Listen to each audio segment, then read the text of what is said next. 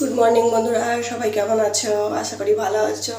আমরাও ভালো আছি। আজকে হলো শনিবার, এখন বাজে সকাল 7টা। এখন থেকে আমি আমার ভিডিওটা শুরু করলাম। যারা চ্যানেলে নতুন, চ্যানেলটা সাবস্ক্রাইব করে নিও। যারা পুরনো বন্ধু আমার সঙ্গে আছো, সবাইকে আমার ভিডিও দেখার জন্য ধন্যবাদ। তো চলো আজকের দিনটা শুরু করা যাক।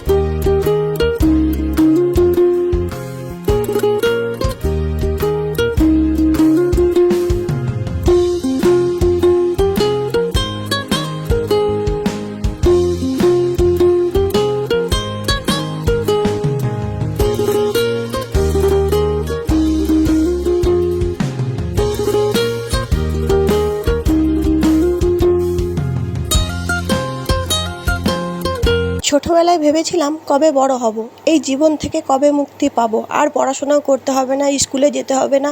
এইগুলো খুব কঠিন কাজ, আর ভালো লাগছে না। বড় হয়ে গেলেই হয়তো সব কিছু পাল্টে যাবে জীবনটা।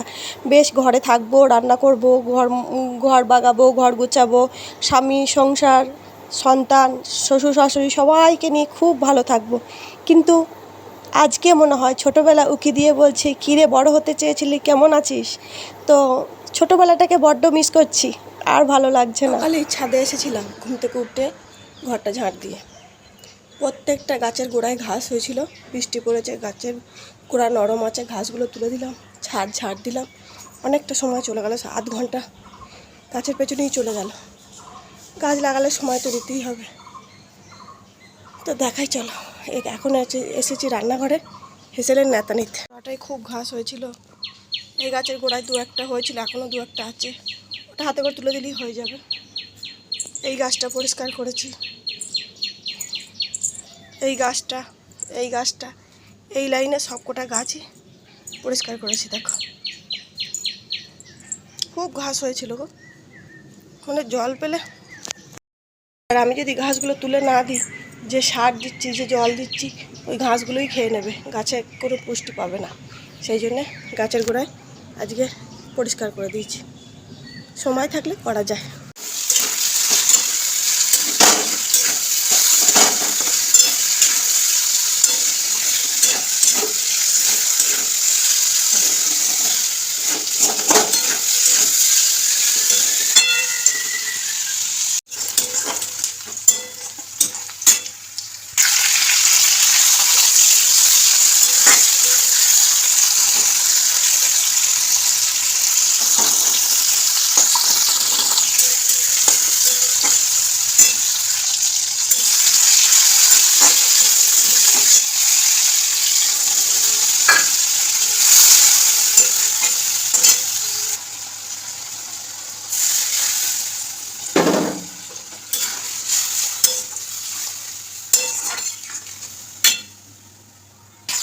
তো চিংড়ি ছিল না, শুধু এঁচড় করেছি। এইভাবে এঁচড় করে তোমরা খেয়ে দেখো। আমার এঁচড়টা দারুণ খেতে হয়েছিল, দারুণ।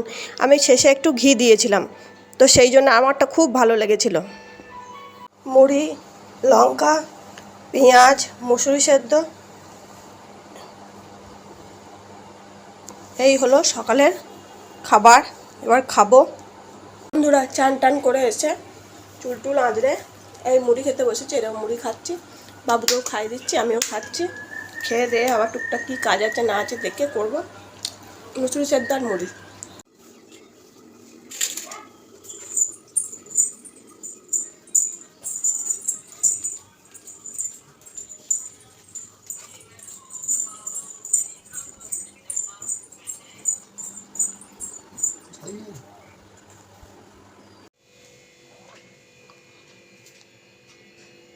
ফ্যানটা চালিয়ে দিই। যখন ছোট ছিলাম তখন ভেবেছিলাম কবে বড় হবে। আজ বড় হয়ে গেছি, সংসার হয়েছে, আমারও একটা বড় ছেলে হয়ে গেছে। এখন মনে হচ্ছে এই জীবন ভালো নয়, এই জীবনে আর ভালো লাগছে না।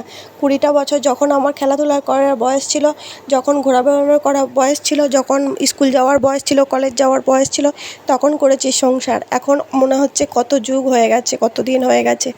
তো এরকমই মনে হয় মানুষের জীবনটা এরকমই, যখন যেরকম থাকে তখন সেটাতে অসুবিধা হয়, আবার যখন যেটা পাল্টে যায় তখন সেরকম হয়ে যায়। তো একদিকে খুব ভালো লাগে, নিজের একটা সংসার আস্তে আস্তে করেছি, গুছিয়েছি, বাগিয়েছি। শ্বশুর ছিল, শাশুড়ি ছিল, আমার স্বামী ছিল, আমার ননদের আমাদের বিয়ের আগেই আমার ননদের বিয়ে হয়ে গেছে। তো ননদ শ্বশুরবাড়ি চলে গেছে, মাঝে মাঝে আসে, আমরা গল্প করি। আমাদের যেখানে বাড়ি, আমার ননদের বাড়ি কাছাকাছি, আমরা একসাথে গল্প করি, আনন্দ করি, আবার চলে যায়। 1-2 ঘন্টা থাকে, কোনো সময় হয়তো সারাদিনই থাকলো, দিয়ে চলে যায়।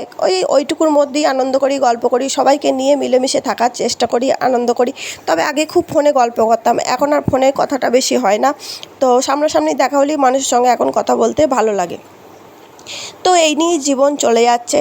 এখন ছোটোবেলাকে মিস করি প্রত্যেকেই। আমরা যারা বড় হয়ে গেছি তারা আমরা ভাবি সেই দিনগুলো যদি ফিরে পেতাম, বাড়ি থেকে ছুটে বন্ধুদের সঙ্গে লুকোচুরি খেলা, ঘুরতে যাওয়া, আর ফিরে পাবো না। তারপরে বুড়ি ছোঁয়া খেলা, পাতা লুকানো খেলা, আর্ধেক আর্ধেক ডিমের ফিস এসে পড়ছে মুখে। মহারাজ নিজের জামাকাপড় সার দিয়ে কেচে সেই জামাকাপড় ভাঁজ করে নিয়ে চলে গেল। এমন ছেলে যদি কারোর স্বামী হয়, কপাল চকচকে। আর আমার বর ছাদে চলে এসেছি বন্ধুরা, এখনও সূর্যি মামা ছটা দিচ্ছে, ওই উঁকি দিচ্ছে। আমি এলাম, মহারাজ বিছানা ঝাড়বে। মহারাজ আগে বিছানাটা ঝাড়বে, তারপর আমি ঘরটা ঝাড় দেবো। এই দেখো কতগুলো কুড়ি আসছে, দেখো। এই যে একটা জবা ফুলের কুড়ি, এই যে একটা, এই যে একটা, এই যে এইগুলো সব হয়েছে। এইটাতেও ভর্তি হয়ে আছে, জল দিয়ে দিই, আর একটু খোল আছে দিয়ে দিই। তো ভালো লাগুক বা না লাগুক, যেখানে থাকতে হবে সেখানটা নিজের মনের মতো করে সাজিয়ে নিতে হবে, যেন মনটা ভালো লাগে, সেখানে থাকতে ইচ্ছে করে, ভালো লাগার জায়গা থাকে। তো এই ছাদ বাগানটা হলো আমার ভালো লাগার জায়গা। আর বালতিতে জল ছিল, মহারাজ জামাকাপড় কেচেছিল, সেই জামাকাপড়ের জলটা ছাদের মধ্যে দিয়ে দিলাম, তাহলে ছাদটা ঠান্ডাও হয়ে যাবে আর পরিষ্কারও হয়ে যাবে, ধুলোগুলো চলে যায়। আর আমি গাছে জল দেবো বলে মানে বালতিটা ভালো করে ধুয়ে নিলাম, কারণ সার্ফের জল থাকলে গাছে দিলে তো ক্ষতি, সেই জন্য বালতিটা ভালো করে ধুয়ে নিলাম, সেই জলটাও ফেলে দিলাম। যদিও আমি জল অপচয় খুব একটা পছন্দও করি না, করিও না।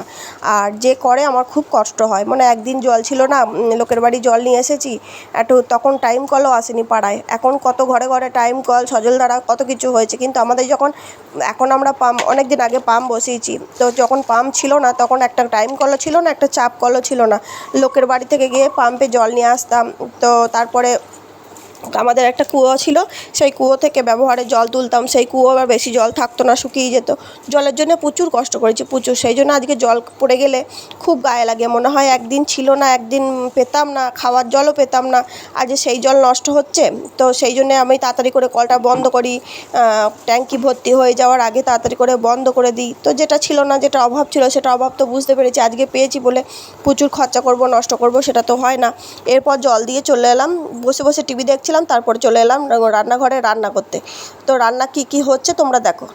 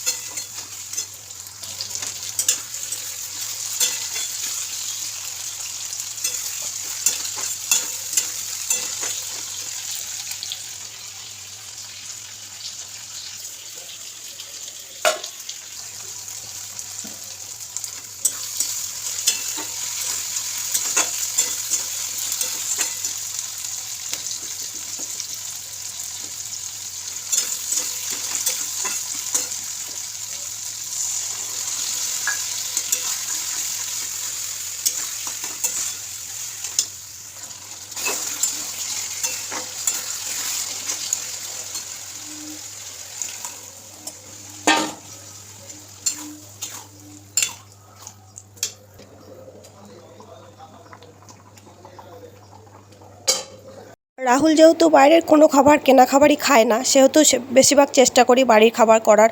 করেছি ঘুগনি, ডিম সেদ্ধ আর একটা মিষ্টি আর রুটি। রুটিটা আমাদের যদিও কিনে নিয়ে আসে, তবুও ঘুগনিটা করি। রাতের যে কোনো একটা তরকারি করি যেটা খেতে ভালো লাগবে। দিনের তরকারি থাকলেও চেষ্টা করি রাতে করার, কারণ ও সারাদিন সেই সকালে খেয়ে যায়, সেই খাবারটা আবার এসে রাতে খেতে ওর ভালো লাগবে না। একটা মানুষ সারাদিন খেটে খুটে আসে। তো চলো আজকের মতো ভিডিওটা শেষ করছি। সবাই ভালো থেকো, সুস্থ থেকো, নিজের শরীর খেয়াল রেখো, টাটা।